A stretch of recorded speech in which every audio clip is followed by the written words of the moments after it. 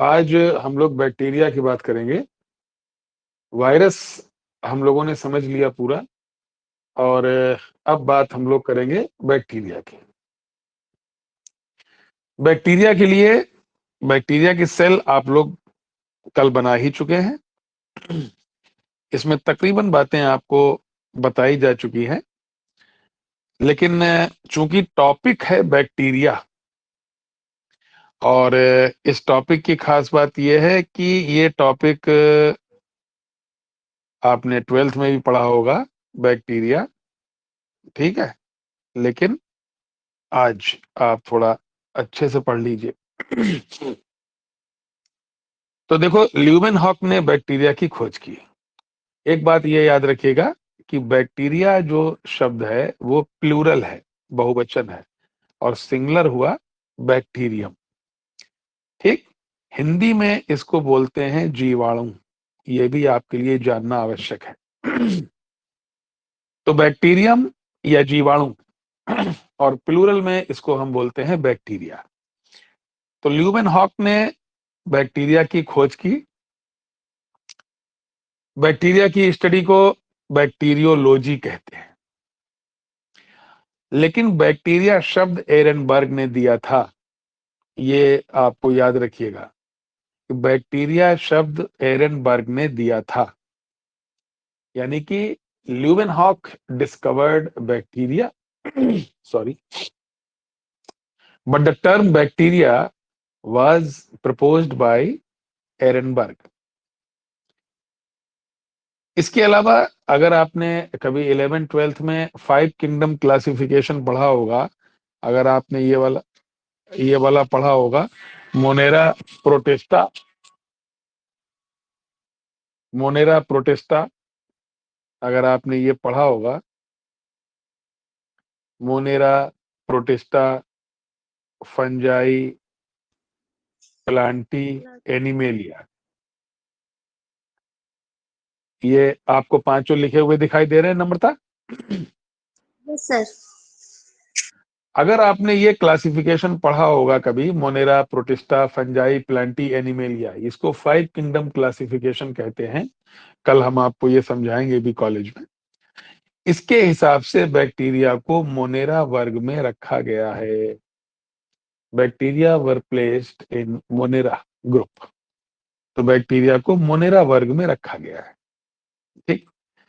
इनके general characters को अगर हम देखेंगे तो बैक्टीरिया को ये डिस्टिल वाटर के अतिरिक्त हर जगह पाए जाते हैं।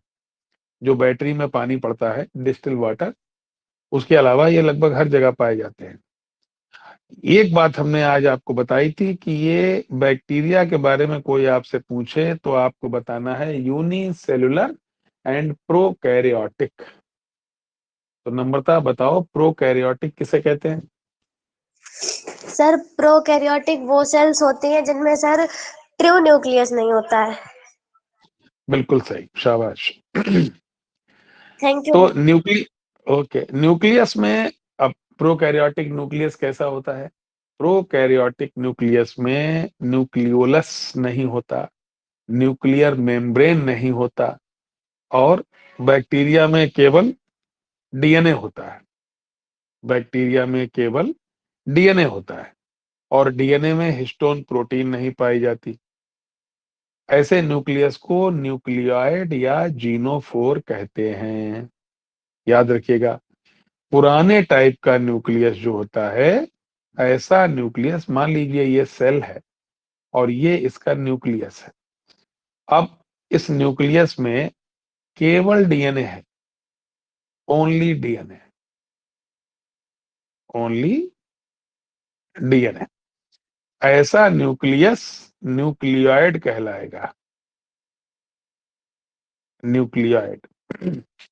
यानी आप ये कह सकते हैं कि प्रोकैरियोटिक सेल्स वो सेल्स होती हैं जिसमें ट्रू न्यूक्लियस नहीं होता, न्यूक्लियोइड या जीनोफोर होता है। तो क्वेश्चन ये उठता है कि फिर न्यूक्लियोइड और जीनोफोर क्या होता है? ये वो होता है जिसमें न्यूक्लियोलस नहीं होता, न्यूक्लियर मेम्ब्रेन नहीं होती और डीएनए में हिस्टोन प्रोटीन नहीं पाई जाती। तो बैक्टीरिया में न्यूक्लियस कैसा होता है? न्यूक्लियाइड या जीनोफोर। अब अगला पॉइंट देखो, बहुत इंपॉर्टेंट पॉइंट है, फोर्थ पॉइंट। डीएनए में हिस्टोन के स्थान पर पॉली अमीन्स पाए जाते हैं। पॉली अमीन्स जो डीएनए को न्यूट्रलाइज करते हैं। क्या लिखा हुआ है नम्रता? पूरा ये सेंटेंस पढ़ो। सर क्लियर नहीं दिख रहा है। हाँ, अब दिखा? Yes sir. डीएनए में स्टोन के स्थान पर पॉली अमीनोस पाए जाते हैं जो डीएनए को, सर आगे नहीं दिख रहा। न्यूट्रलाइज करते हैं, जो डीएनए को न्यूट्रलाइज करते हैं। ठीक है, यस सर। यानी कि अगर डीएनए है और डीएनए में हिस्टोन है, तो हिस्टोन का काम है डीएनए को न्यूट्रलाइज करना, क्योंकि डीएनए एसिड है और एसिड को न्यूट्रलाइज करना आवश्यक है। अगर बैक्टीरिया में हिस्टोन होती नहीं, तो बैक्टीरिया में डीएनए के साथ होता है पॉली अमीन्स। Poly amines. ठीक है, अब आप देखिए, यस सर। क्लोरोफिल आमतौर पे एब्सेंट होता है। क्लोरोफिल बैक्टीरिया में नहीं पाया जाता, लेकिन कुछ बैक्टीरिया में कभी कभी पाया जाता है। मेम्ब्रेन से घिरे हुए सेल ऑर्गेनील्स, यानी कि मेम्ब्रेन से घिरे हुए कोशिकांग, जैसे कि क्लोरोप्लास्ट, जैसे कि माइटोकॉन्ड्रिया, जैसे कि एंडोप्लाज्मिक रेटिकुलम, ये सब नहीं पाए जाते हैं। इनका साइज 0.5 से 2 माइक्रोमीटर होता है। और अगर कभी बैक्टीरिया में क्लोरोफिल होता भी है, तो ये यूनिलेमुलेट थिलेक्वाइड्स में होता है। पूरा क्लोरोप्लास्ट नहीं पाया जाता।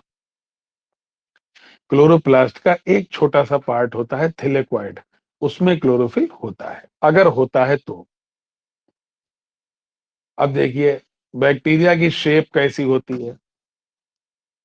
या तो ये रॉड के आकार के होंगे, देखी होगी रॉड, आपने घरों में लगी होगी, बिजली चमकती, बिजली से चलने वाली रॉड, ठीक, जिसको ट्यूबलाइट भी बोलते हैं। तो रॉड के आकार के होंगे तो बेसिलस कहलाएंगे। कॉमा के आकार के होंगे तो स्पाइरल कहलाएंगे। कॉकस के आकार के होंगे यानी गोल होंगे तो कॉकस कहलाएंगे। और फिलामेंटस होंगे तो धागे नुमा कहलाएंगे, जैसे कोई पतला सा धागा होता है उस प्रकार के ये कहलाएंगे। और कभी कभी ये अपना शेप बदलते रहते हैं, और जब अपना शेप बदलते रहते हैं तो हम इन्हें प्लियोमॉर्फिक कहते हैं। ये अपना शेप बदल सकते हैं, बदलते रहते हैं। ठीक है, तो इतने टाइप के हुए बैक्टीरिया। हालांकि ये कोई बहुत इंपॉर्टेंट बात नहीं है, इंपॉर्टेंट है बैक्टीरियल सेल। इंपॉर्टेंट है बैक्टीरियल सेल। और बैक्टीरियल सेल की सबसे खास बात क्या होती है कि बैक्टीरियल सेल में सबसे बाहर अगर कोई चीज होती है तो वो होती है कैप्सूल। ये आप लोगों ने बनाया होगा, डायग्राम में बनाया होगा नम्रता, कैप्सूल आपने। Yes sir. Yes sir. ये कैप्सूल, बताओ कैप्सूल कभी कभी होता है या हमेशा होता है? सर कभी कभी। कभी कभी। आप बताओ, आप सब लोगों ने बनाया होगा। सर कभी कभी होता है। कभी कभी होता है। हमेशा नहीं होता। ठीक, हमने आपको यस बताया था सर। इस बैक्टीरियल सेल की खास बात यह है कि इसमें जितना भी इधर बना हुआ है, ये इस साइड में, वो सब कभी कभी होते हैं, समटाइम्स। और जितना भी इधर लिखा हुआ है वो सब ऑलवेज प्रेजेंट होते हैं बैक्टीरिया में। तो कैप्सूल जो होता है इसको ग्लाइकोकैलिक्स भी बोलते हैं, एनसीईआरटी में दिया हुआ है, बहुत अच्छा इसका। तो ये जो कैप्सूल होता है, एक बात याद रखना, तुमने पढ़ा होगा कि बहुत सी बीमारियां बैक्टीरिया से होती हैं, और ये भी पढ़ा होगा कि दूध से दही बनाने के लिए बैक्टीरिया आवश्यक होता है। Yes sir. तो इसका मतलब बैक्टीरिया हमें फायदा भी पहुंचाते हैं और बैक्टीरिया बहुत खतरनाक बीमारियां भी करते हैं, यानी हमें नुकसान भी पहुंचाते हैं। ठीक, यानी बैक्टीरिया हमारे मित्र भी हैं और बैक्टीरिया हमारे शत्रु भी हैं। सवाल ये उठता है कि कौन से बैक्टीरिया हमारे मित्र हैं और कौन से बैक्टीरिया हमारे शत्रु हैं। तो याद रखना, जिन बैक्टीरिया में कैप्सूल है, जिन बैक्टीरिया में कैप्सूल है, वो बैक्टीरिया डिजीज करते हैं, बीमारी करते हैं, खतरनाक होते हैं। और जिन बैक्टीरिया में कैप्सूल नहीं है, वो बैक्टीरिया हमारे लिए फायदे के होते हैं, वो नुकसान नहीं करते। ठीक है, तो ये कैप्सूल पे डिपेंड करती है पूरी बात। अब आप देखिए, सबसे पहली चीज, बैक्टीरिया की सेल में सबसे बाहर कैप्सूल पाया जाता है। ये सबसे बाहर पाई जाती है और स्मूथ होती है। यदि कैप्सूल एब्सेंट है तो बैक्टीरिया डिजीज नहीं कर पाते हैं। ठीक, अगर कैप्सूल एब्सेंट है तो बैक्टीरिया बीमारी नहीं करेंगे, लेकिन अगर कैप्सूल नहीं है, अगर कैप्सूल है, तो वो बैक्टीरिया बीमारी कर सकते हैं। ठीक, तो एक तो कैप्सूल का ये काम हो गया। दूसरी बात आई सेल वॉल। ये बहुत सबसे इंपॉर्टेंट है पूरी बैक्टीरिया में, यही point, cell wall.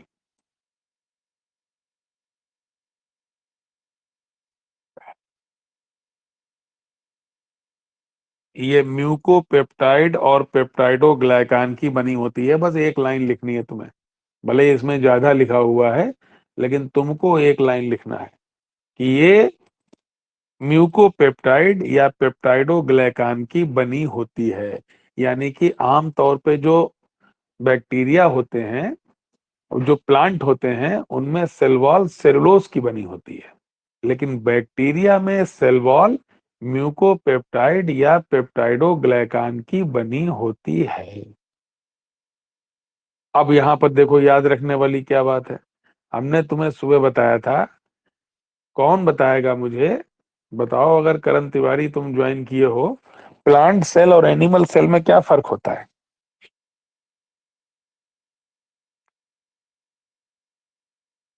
Animal cell में से सेल वॉल नहीं होता है, प्लांट सेल में से सेल वॉल होता है। अच्छा, अब मुझे ये बताओ कि बैक्टीरिया में सेल वॉल है या नहीं? बैक्टीरिया सर है सर, उसमें सेल वॉल। इसीलिए बैक्टीरिया को हम लोग बॉटनी में स्टडी करते हैं। That is why the bacteria are considered to be as plant. They are not included in the animals. Animal cell ये है ही नहीं, ये तो प्लांट सेल की तरह है। अगर इनमें सेल वॉल नहीं होती तो ये एनिमल सेल होती, तो हम इसको जूलॉजी में स्टडी करते हैं। चूंकि इसमें सेल वॉल है, इसलिए इसको हम प्लांट मान के चलते हैं, इसीलिए इसको बॉटनी में स्टडी किया जाता है। क्लियर? आगे देखिए, लेकिन यहां पर याद क्या रखना है? याद ये रखना है कि बैक्टीरिया की सेल वॉल म्यूकोपेप्टाइड या पेप्टाइडोग्लाइकान की बनी होती है। ये बात ध्यान रखने वाली।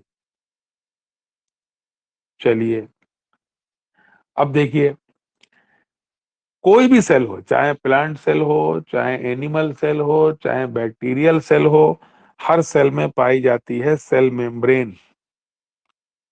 ठीक, और ये लगभग सभी जगह होती है, चाहे कोई सी भी सेल हो। और इसकी एक खास कैरेक्टर क्या होता है? सेल मेम्ब्रेन अंदर की ओर फोल्ड कर कर होकर मीसोसोम बनाती है।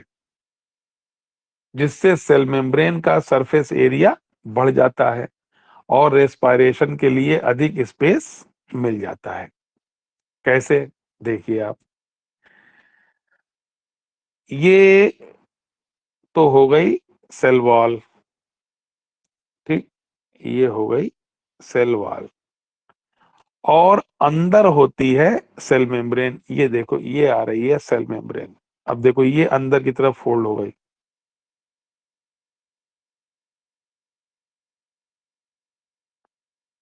ये जो फोल्डिंग है, इनको कहा जाता है मीसोसोम।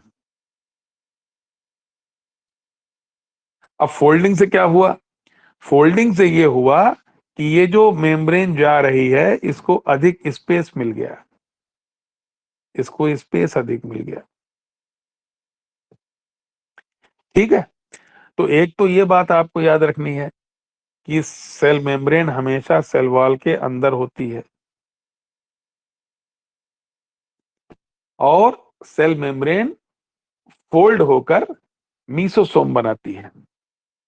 मीसोसोम से इसको, इसका सरफेस एरिया बढ़ जाता है, और इसको जितने भी, क्योंकि रेस्पिरेशन है और भी जितने भी काम है, सब सेल मेम्ब्रेन पे ही होने हैं, क्योंकि बैक्टीरिया में कोई सेल ऑर्गेनेल तो है नहीं, केवल सेल मेम्ब्रेन है। सारा काम सेल मेम्ब्रेन पे होना है, तो जगह ज्यादा चाहिए, इसीलिए ये इनफोल्डिंग्स होती हैं और मीसोसोम बनता है। चलिए, अब आया न्यूक्लियस। हालांकि न्यूक्लियस पूरा हम तुम्हें बता चुके हैं, लेकिन फिर से बता रहे हैं। बैक्टीरिया में केवल डीएनए होता है, इसमें हिस्टोन प्रोटीन नहीं होती है, न्यूक्लियर मेम्ब्रेन एंड न्यूक्लियोलस नहीं पाए जाते हैं।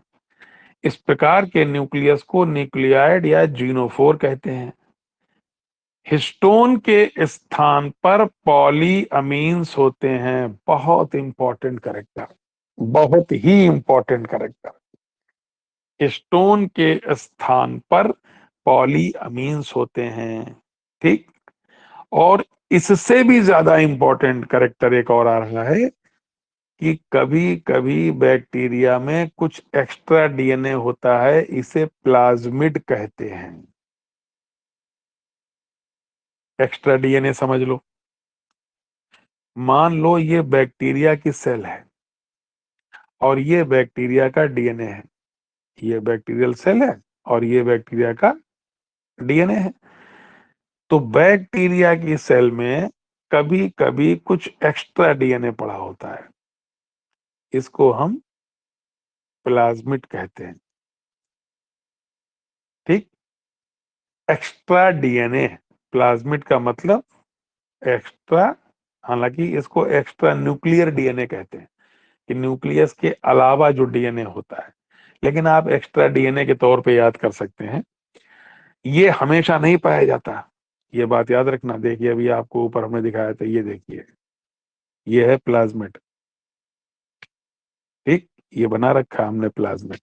ये एक्स्ट्रा डीएनए है, ये डीएनए के अलावा है, क्योंकि मेन डीएनए तो इनका ये है, मेन डीएनए तो ये है, और ये एक्स्ट्रा डीएनए है, ये प्लाज्मिड कहलाता है।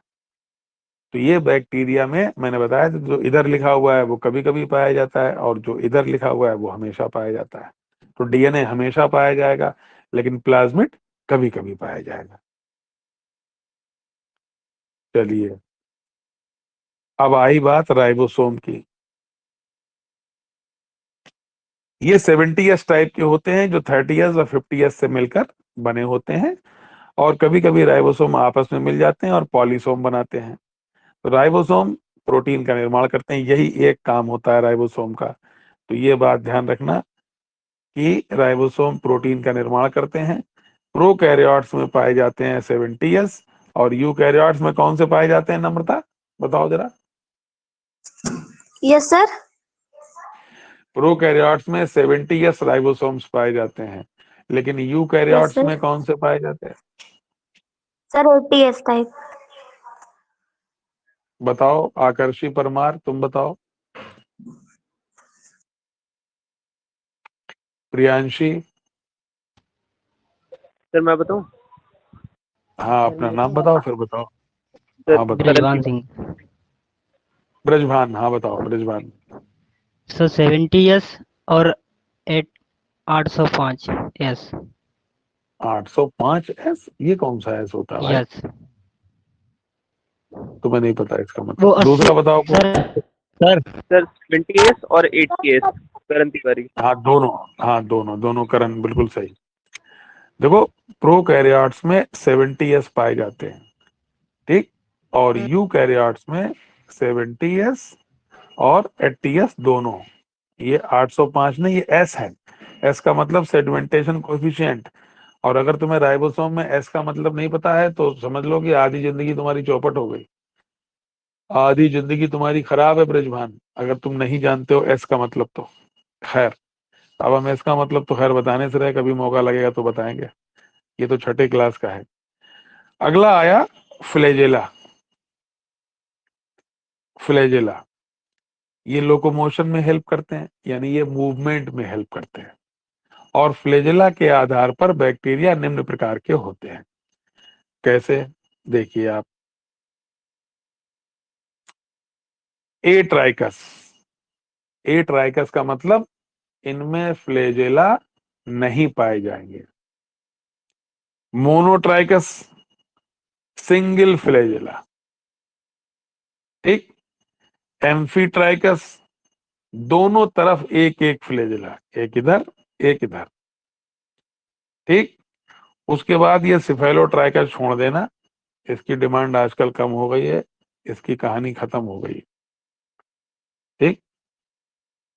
आप सीधे आओ लोफोट्राइकस पे। लोफोट्राइकस, इसके दोनों सिरों पर फ्लैजेला का ग्रुप होता है, ये देखिए, क्लियर। ये छोड़ देना सिफेलोट्राइकस। और लास्ट में आएगा पेरीट्राइकस। पेरीट्राइकस, ये देखो डायग्राम, फिगर नंबर कौन सा लिखा हुआ, 16, 16 वाला ये है। पूरी बॉडी सरफेस पे जब फ्लैजेला होते हैं तो इसे पेरीट्राइकस कहते हैं। और इसका बहुत जबरदस्त एग्जाम्पल है ई कोलाई, ये बैक्टीरिया, याद रखना। ई कोलाई बैक्टीरिया का नाम सुना है तुमने कभी? Yes sir, Escherichia coli. Escherichia coli कहाँ पाया जाता है ये? कौन बताएगा कि ये कहाँ पाया जाता है ई कोलाई?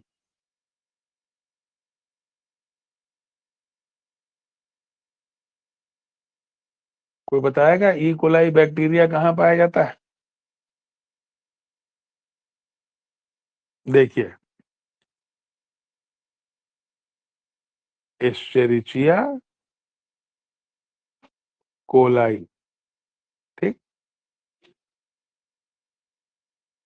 बायोलॉजी में कोलन माने आंत, इंटेस्टाइन। आंत का नाम सुना है? इंटेस्टाइन जानते हो? आंत या इंटेस्टाइन किसे कहते हैं, सुना है किसी ने? Yes sir. कहाँ होती है ये आंत? सर हम लोगों के पेट पे होती है सर। हम लोगों के शरीर में होती है ना। यस तो सर। ये हम लोगों की बॉडी के अंदर इंटेस्टाइन में पाया जाता है, एस्चेरिचिया कोलाई। समझ रहे हैं? ये हमारी बॉडी के अंदर होता है ई कोलाई, इसीलिए इसका नाम कोलन। कोलन नाम ही समझो आप। कोलन का मतलब तुमने सुना होगा, अक्सर लोगों का जब बहुत पेट खराब होता है तो वो कहते हैं हमें कोलाइटिस हो गई है। कोलाइटिस का मतलब आंत में इन्फेक्शन। और जब शरीर से, हमारी बॉडी से, हमारी आंत से जब ये होता हुआ हमारे शरीर से बाहर निकल के पानी में पहुंच जाता है तो समझ लो पानी प्रदूषित हो गया, पानी में प्रदूषण हो गया। अगर कोई पानी प्रदूषण, किसी पानी को पहचानना है कि उसमें प्रदूषण है या नहीं, खाली ई कोलाई देख लो। ये इंडेक्स है वाटर पोल्यूशन का, ये जल प्रदूषण का सूचकांक है।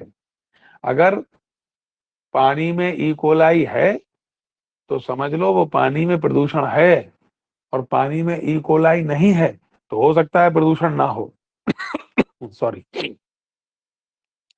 चलिए, तो पेरीट्राइकस बैक्टीरिया जो होते हैं उनकी पूरी बॉडी सरफेस पर फ्लैजेला होते हैं, और ऐसे बैक्टीरिया को पेरीट्राइकस बैक्टीरिया कहा जाता है। चलिए, पाइलाई, ये फ्लैजेला से छोटे होते हैं। पाइलाई जो होते हैं, देखो आप,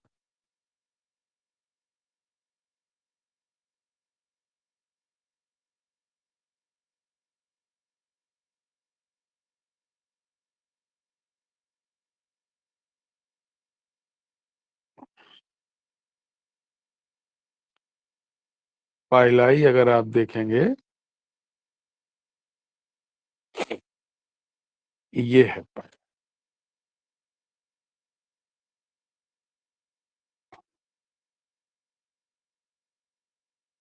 और हमने कई बार बता रखा है कि हमारे इस जो वोडाफोन का नंबर है, इस पे कभी फोन मत करना, हमें कभी नहीं उठेगा फोन,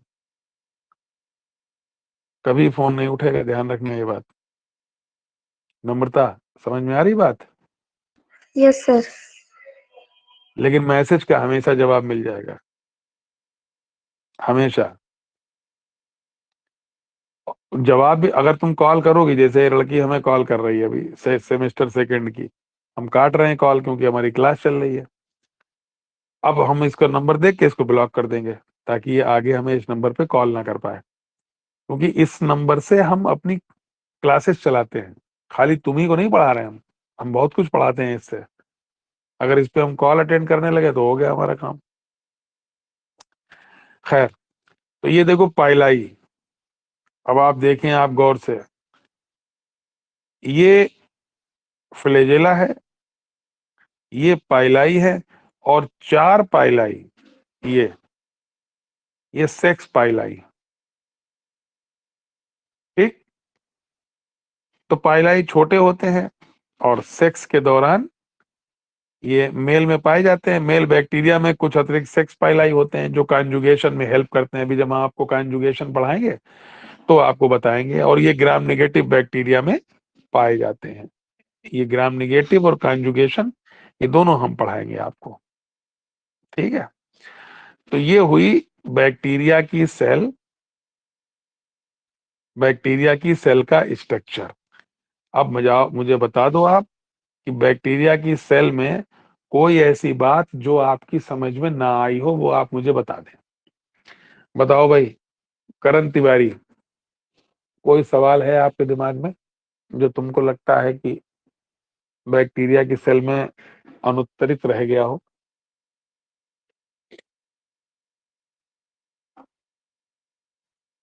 बताओ भाई, नम्रता।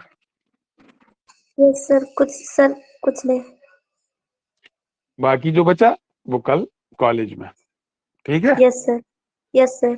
और अपना काम करते रहो और यस, मेहनत से पढ़ाई करते रहो, ठीक है। Yes thank you sir. Okay.